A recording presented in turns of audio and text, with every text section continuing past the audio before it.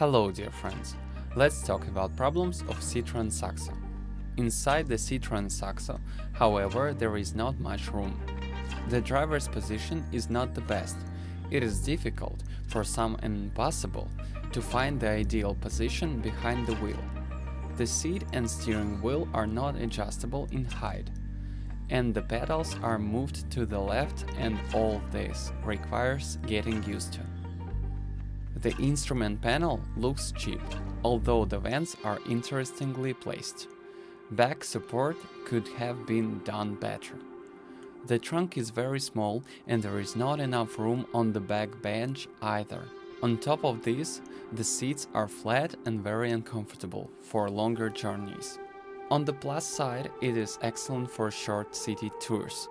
The steering wheel is direct and the controls are lightweight, so it's enjoyable to wade through the mess of the car, which, let's not forget, this car is primarily intended for.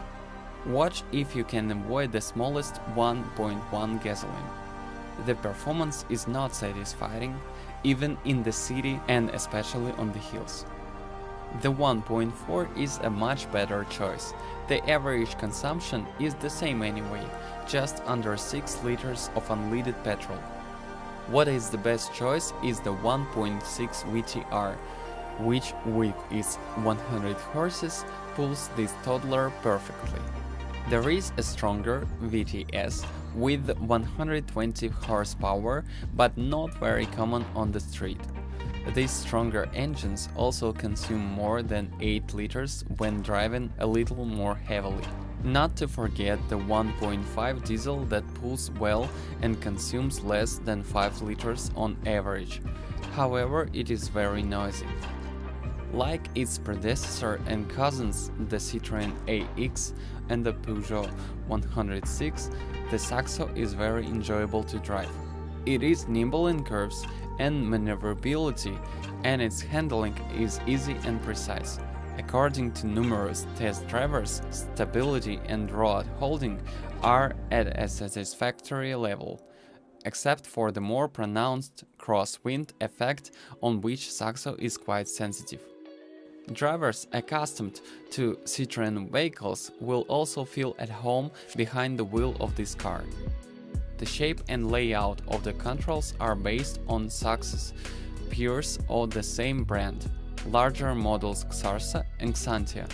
The commands are generally well distributed and easy to use. Pedals can be a problem with a small gap between them. Noise and vibration protection has been improved due to the increased rigidity of the body, so the Saxo can be considered a suitable vehicle for longer journeys. The experience of the repairer shows that Saxo is a very reliable car, which is generally satisfied with routine maintenance. As far as mechanical parts are concerned, there are no specific faults or frequent faults.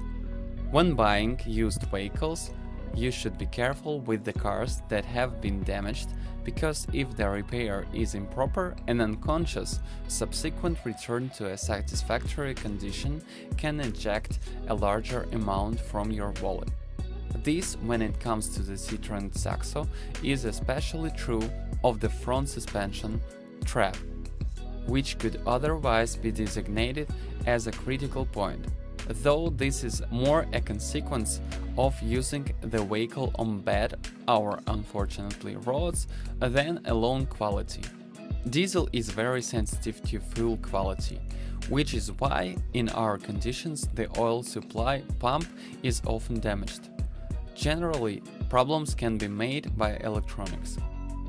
Magneti Morelli computer problems have also occurred, which is a common consequence if you are exposed to moisture due to negligence. Some owners complain about oil leaks from the gearbox, but the service told us that this problem is being solved by replacing 2 seals, which is a routine and quick intervention. The Saxo engines are considered by the repairers to be superior to the Peugeot 106.